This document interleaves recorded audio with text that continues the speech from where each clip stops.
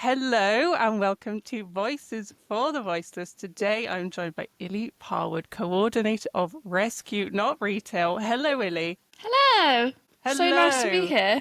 Thank you very much for coming on. I'm very excited to talk about all things Rescue Not Retail. Starting, what brought you to start this campaign in December? Yeah, so I've always been obsessed with rodents.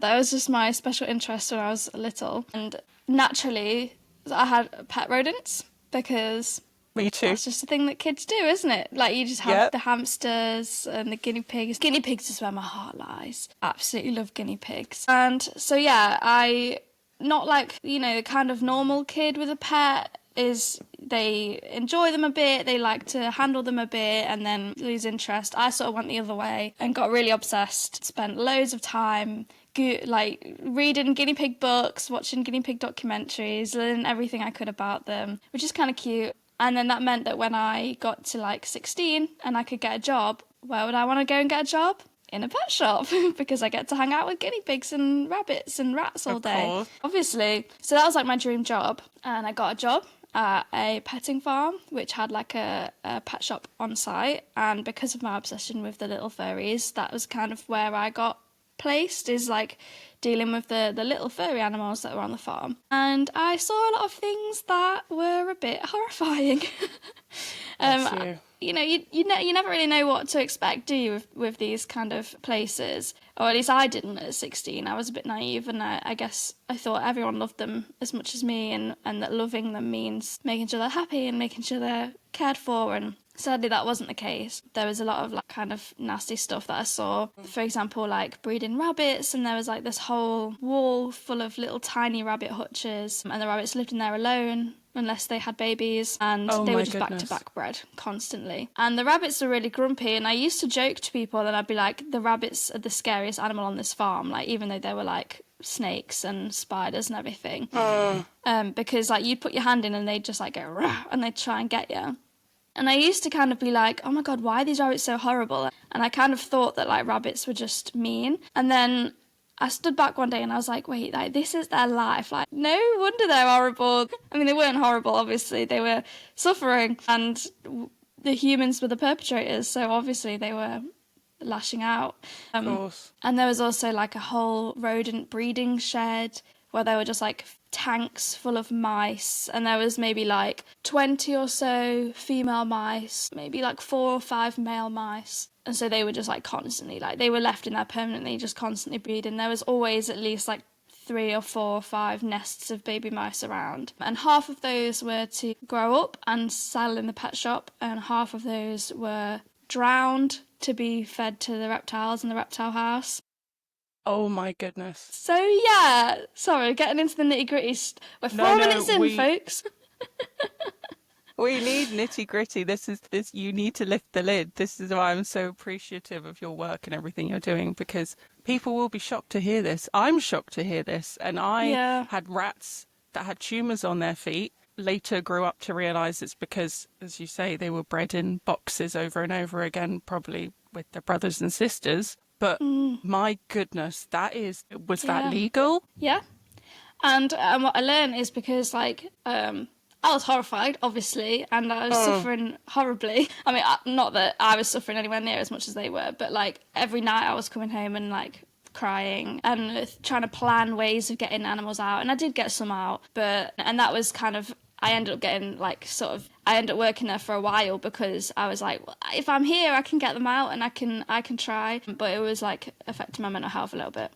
But the more I kind of saw stuff and the more I researched, the more I realised that this is industry standard, and actually like the standards that they had on this little family-run farm were actually higher than a lot of these like big breeding facilities that most pets in pet shops come from. So yeah, it was done on a very small scale at this farm. And that's all. At other like actual rodent breeding facilities, it's like thousands and thousands of animals. This was just like maybe 100, just over 100. But yeah. The thing that confuses me is, where is the 5 freedoms in this equation? The basic animal rights, animal welfare law. Where is the freedom to move, the freedom to do natural behaviours? I don't understand how this honestly, legislation is allowed. See, it does get a bit complicated. So it's interesting when you said, is this legal? I say yes. On paper, because an inspector's gone in and ticked the boxes, it is. But like you say, in my opinion, these farms and the way they're keeping these animals is not legal because, it doesn't satisfy the animal welfare. I mean, the Animal Welfare Act is flimsy at best anyway. True. You know, it's still, I don't believe that it satisfies the 5 freedoms. The problem with these breeding facilities is if you pick your way through it's the licensing activities, including animals, is like the umbrella licensing that these pet shops and breeding facilities fall under. And then within that, there's the selling animals as pets license. And if you pick your way through those licensing guidelines, there's a paragraph that says, for businesses, this is paraphrasing, this is not word for word, but it's like, for businesses that sell animals only to other businesses, there are currently no set standards for how to keep the animals. So like, if you're a pet shop and you're selling to the public, there are some kind of like minimum guidelines, like I can't remember them all off the top of my head, but yeah, like minimum size requirements, they need this much enrichment, they need blah, blah, blah, blah, blah. But for these breeding facilities, if you're selling animals purely to other businesses, there's no set standards, which is worrying. My goodness. Well, of course, if there's no set standard and they're going to be making money from it, they're going to abuse that and put them in these tiny little plastic boxes because it's all about the money. And I greatly appreciate you going to Pets at Home. Well, it used to just be you'd go in, pets are for sale. It was straight up, they were advertising it, and it was awful because they had all glass walls, so these poor guinea pigs had absolutely no privacy whatsoever. But they got rid of all of that, so I thought, okay, cool, they've stopped selling animals, thank goodness. But they've just moved them further back into the store, so you don't see them when you first go in. I don't know if that's a good or a bad thing, to be honest. The whole thing is so confusing. I mean, we've tried to speak to Pets at Home like multiple times and they just won't speak to us, which says things to me. They're like, no, we will not discuss anything. So one thing that was interesting with that remodel is that previously, when we'd been into Pets at Homes, we'd been told that they are, as a company, phasing out the sale of reptiles, which is like reptile sales also, and the breeding is also super dodgy. Like it's the same level as like the rodents, except in many ways like even worse. So like snakes, for example, are the only species that under UK law are not required to stretch. So it's recommended to keep them in a tank 2/3 of their body length, which is just horrible. They get back, they want to stretch out just as much as we do. That makes me want to cry. That actually makes me want to cry.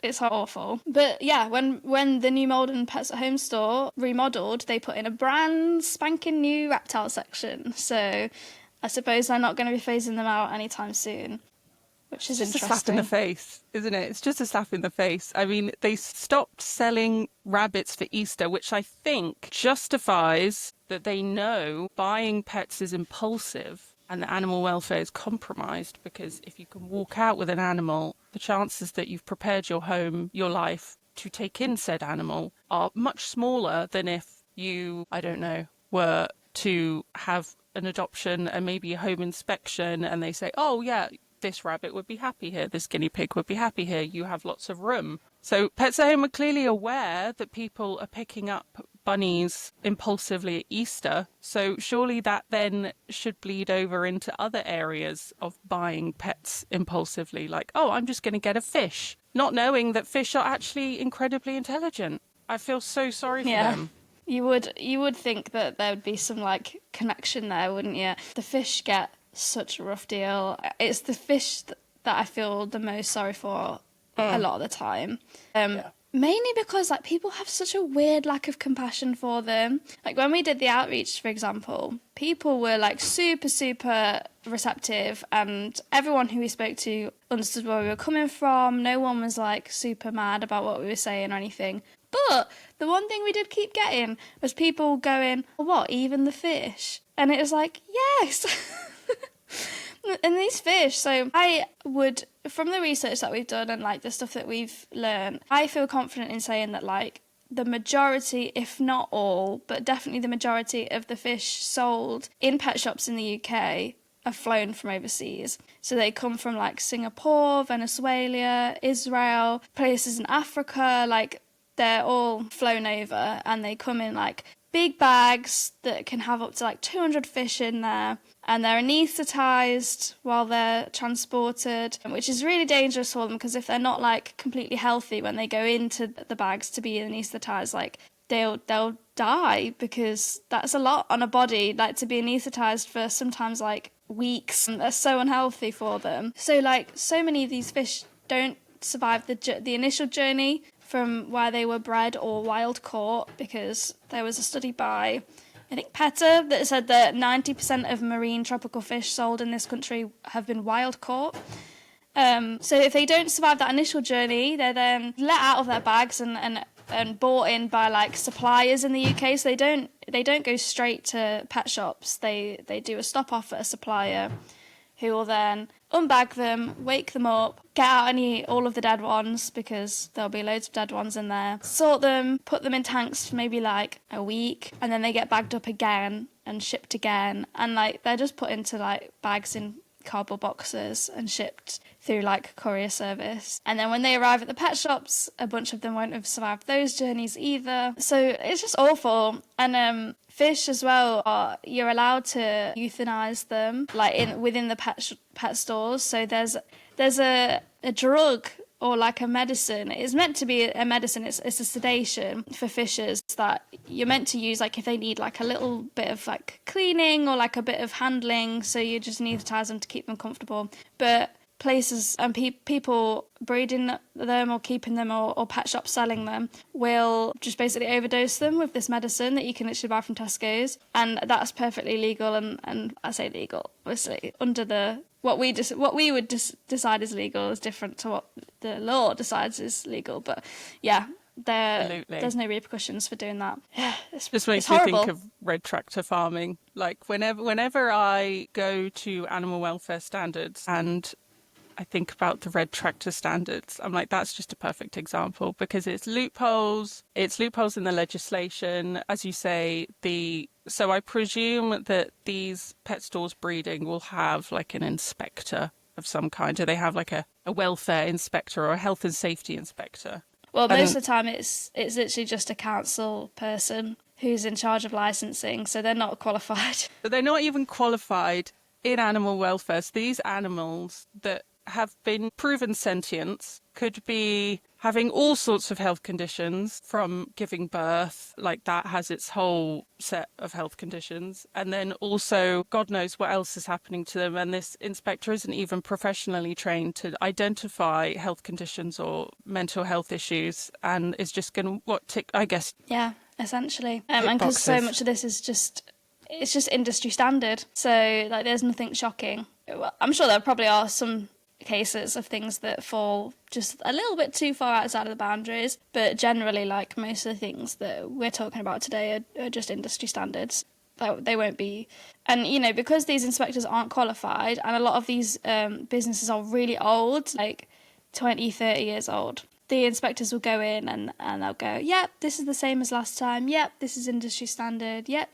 So yeah, it's literally just ticking boxes. I think education about the species that is being bred, creating education and compassion, awareness for the reality of their situation, their sentience, validating that. For example, we were talking about rabbits who are kept alone, which I think we know obviously with neutered pairs, and a lone rabbit is not a good thing. I think they are one of the most understood species, and I think in America they are one of the most surrendered species given to shelters, because I don't know where the lack of education has come from with rabbits. Yeah, I mean, with rabbits it's difficult because they were domesticated for the purpose of meat and fur, and farming them for their meat and their fur, mainly their meat. And in rural England, I'm talking about this country, but I'm sure it is the same in others, but like in rural areas, and in urban areas, they're like a super accessible livestock for people because you can literally like breed loads of them in your back garden. So people first started keeping rabbits because of wanting them for meat, and that's where the standards of like keeping them in a hutch, keeping them alone, feeding them this really fatty food, just feeding them scraps from the kitchen, like that's where all of these standards came from, is when they weren't meant to live for very long and there was no real like compassion and awareness of their sentience, as well as like some other horrible things like rabbit trancing, which I don't know if you ever heard of, when people like tip them on their back and they're basically so terrified that they go into like freeze mode. And for a long time, even vets thought that that meant that they couldn't feel pain, so they would operate surgery on them while they were like that without anaesthetising them. And then it was only after they did some studies that they found like, oh no, they can feel everything. They're just so terrified they don't move. Poor animals. Honestly, it's horrible. But yeah, that's where a lot of the standards for keeping rabbits as pets or companions comes from, is directly transferred over from when they were kept as like easy livestock. I'm doing quotation marks for all of these horrible words because I don't agree with any of them. Recording. I don't agree with the word pet, and I don't like the word pet, but I also don't really like calling them companion animals because like they don't get to choose. I feel like a companion is like a two-way thing. Like, and they would rather not be near us. So it feels unfair to say, you are my companion. And they're like, no, I don't want to be. I think if they choose you, and if it's a mutual thing, I would say soulmate is quite appropriate. Oh yeah, that's cute. Yeah. Yeah. My animals have definitely been... I've had one really... Like, my first cat was my absolute soulmate. It's like that first love, you know, that first animal you have, that first connection when you know your hearts are aligned. That's something special. Yeah. My first animal love was a guinea pig called Halo, who was... I love that name. Yeah, I was like 5. It's not after the game then, because that's a good game. No, it's not after the game. It was because he was a really unusual colour, and I've still never ever seen a guinea pig that looked like him. He was from Pets at Home, and we did have him as so we went and we bought him as a companion for a guinea pig who'd just lost his friend. And then that guinea pig died, and Halo was on his own for ages, which is really, really sad, and it makes me feel really guilty. But he was called Halo because he was all white, and then his head, like he had a perfect line around his neck, and his head was like a blondie beige. It was beautiful. Like, I've honestly never seen a guinea pig like him. I mean, I don't think he loved me, but I loved him. I think he just like wanted to like live his life without like this annoying child sitting and staring at him all the time. And he probably definitely wanted a guinea pig friend. Yeah, guinea pigs. Oh my gosh, that just reminded me of Elsie. That video of Elsie, the Syrian hamster. Yeah.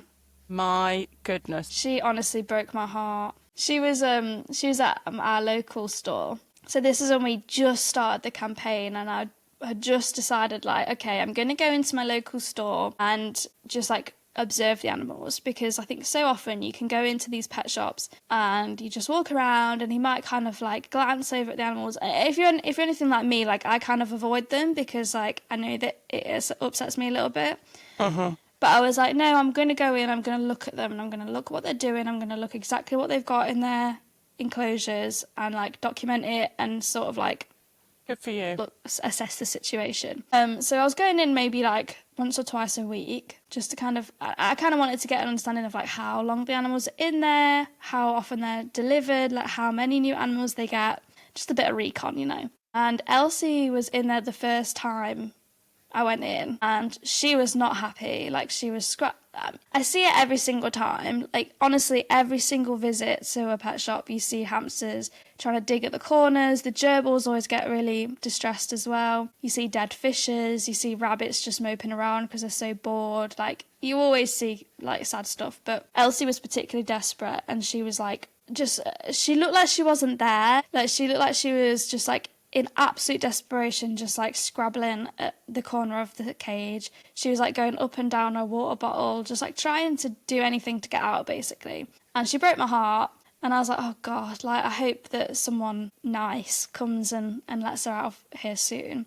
And in the next time, she was still there. And in the next time, she was still there. And she was there for a while. Like, she was there for maybe like 3 or 4 weeks. And it was only after like the store closed for a few days over Christmas and I was busy living life for once, not going into pet shops for a bit. And then I went in the next time and she wasn't there. And it was a really weird feeling. And I remember saying to my friends, like, every time I went in, I was half wanting her to not be there because I don't want her to be in that little horrible bright enclosure where she was obviously really distressed and really stressed. But then I also had this weird thing where I was like, I don't want someone to buy her just because she's like up at the front of the glass and people think that's really cute. And I was like really fearful that she was going to get bought by someone who's just going to keep her in basically the same kind of setup, because if the pet shop does it, why shouldn't we do it? And I learned afterwards, actually, from doing a bit more research and talking to more people, that female Syrian hamsters in particular are really not happy in captivity. Like, you can give them massive enclosures with loads of things to do, and most of the time, like, they will still be distressed and they'll still not be happy. So that made me really sad, learning that Elsie's probably going to spend the rest of her short life not being happy because she's probably living in an enclosure that doesn't meet her needs. Wherever you are, we hope that you found an enclosure that can meet your needs, but it will be a difficult job because they are so wild. They're very much not domesticated to captive life. I don't even know the history of Syrian hamsters and how we decided to be like, yep, let's catch them and put them in a box. That's a good idea. Yeah, I mean, this is a bit of research I need to do, actually. It's like how long and why specific breeds have been domesticated, because... And hamsters is probably the one that I know the least about. Rabbits and guinea pigs, they are relatively domesticated because they've been farmed for a long time for food. Gerbils, madness. I didn't know this. They first arrived in like the US and in Western countries in the 1950s. They're like super new, and I think there's like a tale that all currently like captive gerbils, or Mongolian gerds is their proper name, are all descended from a batch of 20 gerbils that were captured in Japan in like the 1930s or something. And yeah, apparently they all come from that original batch of 20 gerbils. But that's this is my inbreeding. argument. I'm happy to be proven wrong on this because I'm not a scientist and I don't understand all of the ins and outs. But in my opinion, these animals are essentially wild animals. They've gone through a little bit more domestication than some, in terms of like we've messed with their genetics to make them look fancy and make them like have different colours and stuff. But like internally and biologically, they are not far removed from their wild counterparts. And I kind of draw the distinction where there's like dogs and cats don't exist in the wild, right? Like they are not wild animals. They've gone through like hundreds of thousands of years. I don't know the exact numbers, but like a long, long time of growing and evolving around humans. And for dogs and cats, it was like somewhat autonomous. Like they kind of chose. Again, I'm not 100% on the history. Well, cats were worshipped, and they love things. that. Yeah. I mean, humans also do horrible things to dogs and cats, and dogs and cats don't have an easy ride. I think within the animal rights and vegan spaces, we often use dogs and cats as like, they're treated perfectly, but they're not. But yes, I think dogs and cats, there's a level of like, they are companions and they have evolved to live in human spaces. Whereas any other animal, as far as I'm aware, apart from like these heavily domesticated animals in animal agriculture, but all the other animals we keep as pets, they're essentially wild, and they have like current exact replicas of themselves living in the wild. This is not scientifically based, but this is my opinion. But I mean, the rabbit, the hare, literally Syrian hamsters in the wild, like they don't even look different. They're literally the same. And then the budgie and the budgie, the parrot and the parrot, you know, there's not that domesticated distinction. There's not those genes of those hundreds of years that have managed to change and adapt. They're still stuck in their wild state. I mean, inherently in their wild state. So they're just in a constant state of alarm. And the thing that gets me the most about fish and birds is you can never create the sky or the sea in captive. Like, you will never, ever be able to create an enclosure bigger than the sky or the sea. These animals would be free to roam forever all around the globe, and we keep them in the little traditional bird cages. Like sometimes when I'm abroad, I see I don't know what they're called, but like the little songbirds. You know the ones, Like the little canaries. the canaries. That's it. I see them in those tiny cages, and I'm just thinking, how did humans come to the conclusion that that was justifiable?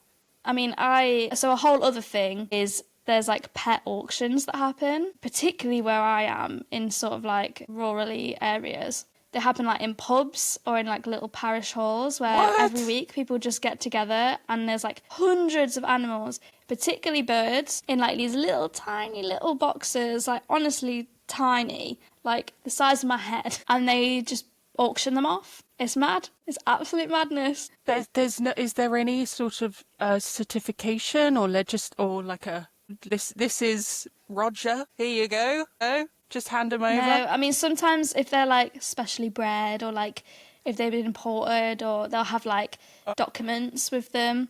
But most of the time, these are people who like breed animals, and they're just like getting rid of excess to make a bit of money. And then these kind of establishments as well don't have to be licensed. So again, in the licensing activities, including animals guidelines, there's a paragraph that says that people meeting in a public space to sell like excess stock or unwanted stock, quotation marks, don't have to be licensed. So yeah, there's no like regulations or anything in these places. So we have dogs and cats. Thankfully, third-party selling is banned, isn't it? Mm-hmm. Thanks to dear Lucy. Thank you, Lucy. And of course, the many activists who worked really hard for 10 years to get the law implemented. We think of you as well, but mainly absolutely. Lucy. It was a lot of campaigning, not letting it drop, and it's going to be the same thing. And you have picked up that fight. And I am so excited to see the change that you can bring, because someone needs to speak for these animals. The effect that Lucy's law had. Yeah. I mean, it's not perfect. There's still... Lucy's law kind of scratched the surface of like this whole industry that has so many dark and dingy tendrils. That's such a good way to say it. It was quite poetic, wasn't it? Yeah, it was. It was good. Honestly, like Lucy's Law is just the surface. It's amazing, and it's something that like desperately needed. But there needs to be more. So yeah, Lucy's Law banned the third-party sale of dogs and cats, which means they're not allowed to be sold in pet shops anymore, and they're not allowed to be just like sold out of the boot of a car by someone who like bought a bunch of puppies and that kind of thing. So if you're selling a dog or a cat, you have to be the breeder. And that was kind of done, I think they chose to go down that route for like a number of reasons, with the hopes that it would like try and stop the puppy farming and like the importation of puppies and stuff like that. And obviously like keeping any animal in a shop is not appropriate, but obviously like this focus was on dogs and cats. But sadly, like Lucy's Law, it didn't actually make puppy farming and kitten farming illegal. So you can still like mass intensive breed dogs and cats in barns. It's still legal, and the way that people sort of get around it now is they'll have like their breeding unit, like a big barn, and then they'll just transfer the puppies into their house to then sell them. So people, because no one wants to buy a dog from like a disgusting big barn, so they use kind of like the family home thing as like to make people comfortable to come in and buy dogs. So it's still a problem, and the problem with legislation is like it's super hard to change, and it's super hard to implement, but it doesn't mean that we shouldn't aim for it. I think if in the future we can campaign for a similar law for all animals, because all animals experience life the same way as dogs and cats, and often suffer in these places a lot more, or at least equally. So there's no reason why a similar law shouldn't apply to all animals. The only reason it doesn't is because people think they have a right to own these animals whenever they so please. We need to update these laws, update the legislation. Is there any talk of legislation being updated for rabbits, for small mammals and exotics, shall we say? Is there anything, any hope? I mean, there's a few groups trying. So in 2023, All Parliamentary Group for Animal Welfare, in association with like loads of others, mainly the Rabbit Welfare Association. I never actually know what it stands for, the RWAF, which is like a big rabbit welfare charity. Well, they're just all amazing. We love them all. Yeah. But yeah, a group of people, including some suspects, like Pets at Home were involved as well. But of course, basically came together to put together, they call it the Good Code of Practice, or the Code of Good a code for rabbit welfare, which basically lays out like how rabbits, what they need, which is a code. It's not legally binding. For example, like even though Pets at Home have got their name signed at the bottom, in this code it says that all rabbits need at least 3 metre by 2 metre by 1 metre enclosure. And yet the biggest enclosure you can get to buy in Pets at Home is just over a metre by just over a metre by like 60 centimetres. So, what is this? I know. So, you know, like, there's groups trying to wheedle their way in, but it's, like, really, really hard to put anything in stone because it would annoy so many people. And there's also, like, a load of weird groups, like, there's, like, an Ornamental Fish Association and, like, I think it's called, like, the Reptile Welfare something. Basically, there's groups that, like, claim to be about animal welfare, but they're, like, against animal rights, adamantly against animal rights, and, like, that's an oxymoron. So there's also groups. I know, it's crazy. There's also groups like Born Free and the RSPCA and the Scottish SPCA who are trying to introduce positive lists, which, again, it's not perfect. It's basically like lists. Instead of lists of animals that you can't keep, which are called negative lists, which can, you know, it takes a while for animals to be added onto those lists and all animals are assumed legal. Instead, positive lists. So very, very carefully selecting animals that are okay to keep in captivity, and all other animals are assumed to be banned. So it's a step in the right direction. Okay. I don't think that it's been successfully implemented anywhere yet, but they're working on it. But a lot of these kind of associations, like the Ornamental Fish Association and the reptiles and the birds, blah, blah, blah, they're so against positive lists because it limits the amount of money they can make. Big money, and I don't know at what point in human evolution that fish became wealth status, but if you've got a big, huge aquarium, you know, you see it in the movies, all the bad mafia bosses have got this really impressive aquarium display, and it's not about the aquarium display, it's about those animals stuck in the tank doing circles because they've got nothing else to do. They're the ones that we need to be thinking about, not this wealth. I've got money, because they're expensive, I presume, or ornamental fish, probably. Yeah. I feel like with each of these categories of animals, the reason why people keep them slots into like different places. So like for fish, I think that most people see them more as a decoration than like a pet. You know, maybe like 1 or 2 goldfish people might think of them as being pets, but I think mostly like people want a fish tank because it looks pretty. There's like you know, they say that having a fish tank in a room brings like a calming energy and stuff like this, and so I think people think of fishes as decorations. I think that birds keep them, it's so weird that people specifically keep them for their singing, like because I follow like a bunch of like animal breedery gross things on Facebook now just to like keep tabs. Gosh, the amount of people who just like talk about, oh, well, this bird's not singing right, so I'm getting rid of him.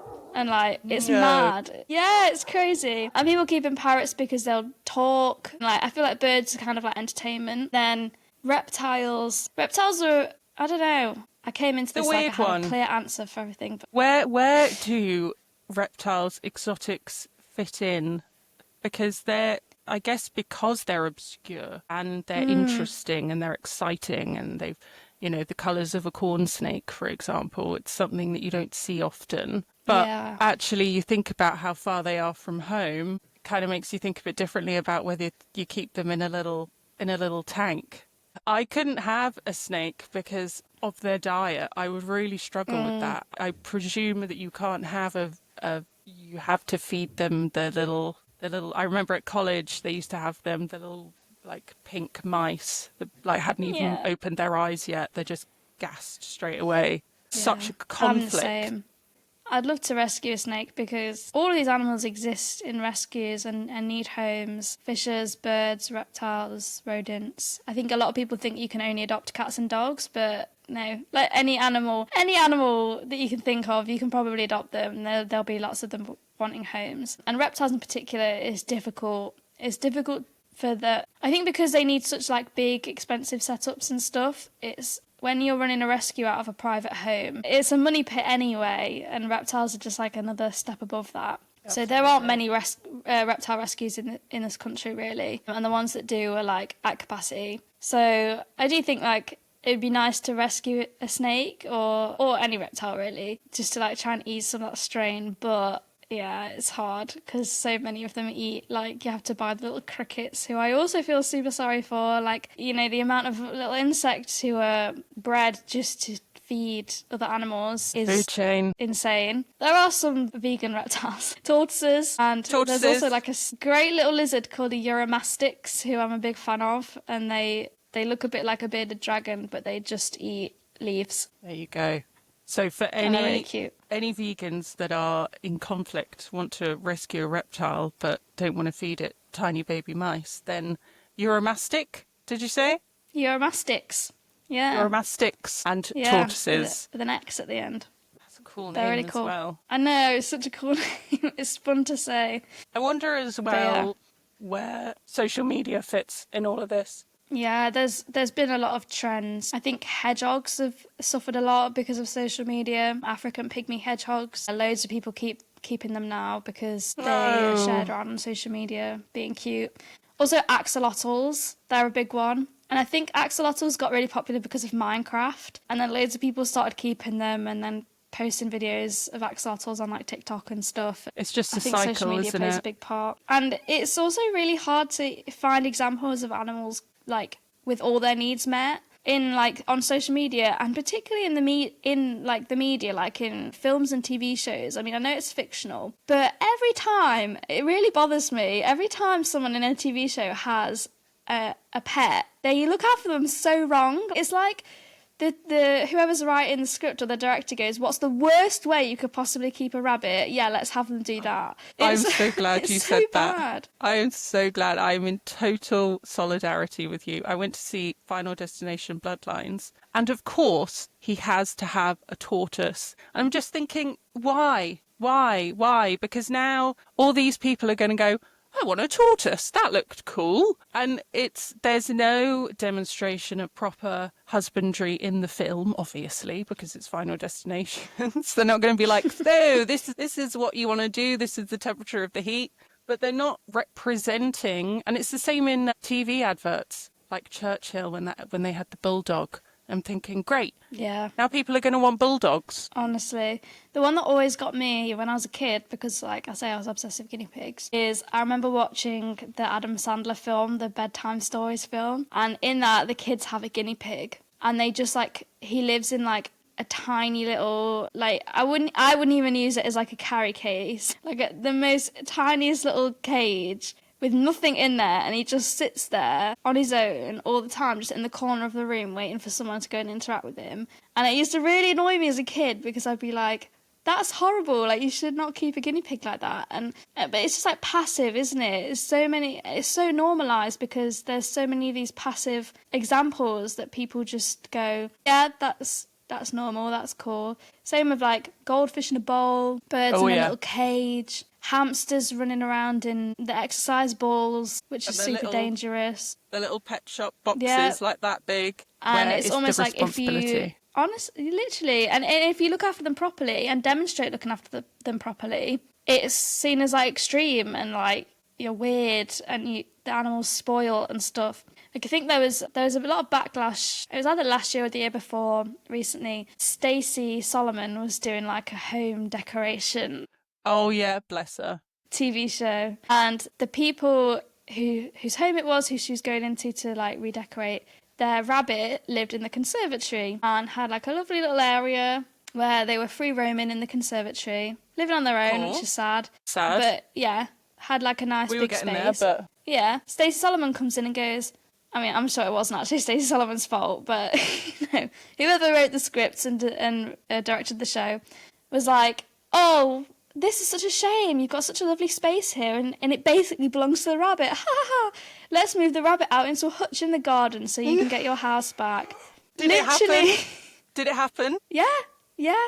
You see, it's that we really need to take accountability in social media, in advertising, for the narratives that we are giving people about the welfare of animals, because you're more likely to see something in a movie than watch this podcast, something up on the big screen in the cinema or something on BBC. You're more likely to see that. They need to be responsible for the facts that they are spilling out, because people are going to believe them, and that poor rabbit now lives in a hutch. Yeah, it's an uphill battle because it's just so normalised in society to keep these animals in this way, and I think there's just generally a lack of compassion for these little animals, which means that not many people do stand up for them. I mean, even within like the animal rights space, I'm not accusing anyone of not having compassion for these animals, but I do think because they're small and because the way that we keep them and the way that we treat them is so normalised, it kind of falls under the radar. And yeah, this is like another one of the reasons why I started this campaign, is because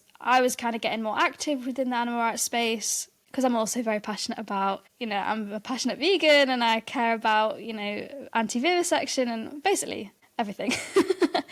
So I was getting involved in like agriculture activism mainly, but then was kind of speaking to people and was like, oh, and do you do anything to do with the pet trade? No. Kind of went around all the big organisations and campaigns that I could think of. Even so, like there's some that come close. So like Born Free, for example, and Freedom for Animals, who do like amazing work with like zoos and circuses and using animals for entertainment, which is another quite misrepresented area.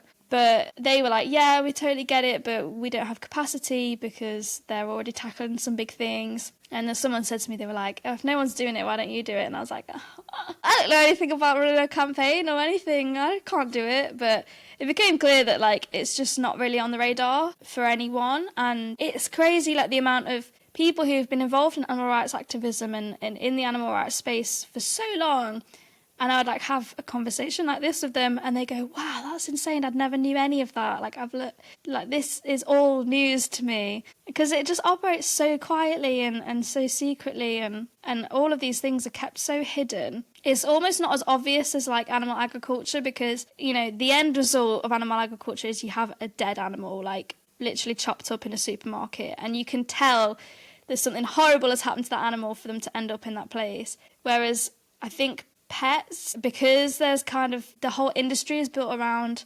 caring for them, and like it's a bit more obscure thinking of the ways that they could have been exploited, even though by definition it is exploitation. You are using that animal, and the definition of pet is an animal kept for companionship or pleasure. Like it's purely for the benefit of humans. Wow, that's dark. And often the detriment of animals. Yeah. Illy, you are starting this campaign, and I am sure are going to make such an impact, a very needed impact in the animal welfare world, speaking for animals whose rights are being forgotten every day. So thank you so much for your work. Thank you for coming on and for sharing all these facts, for teaching me so many things that I didn't know. You're so welcome. Thank you for having me and letting me ramble on.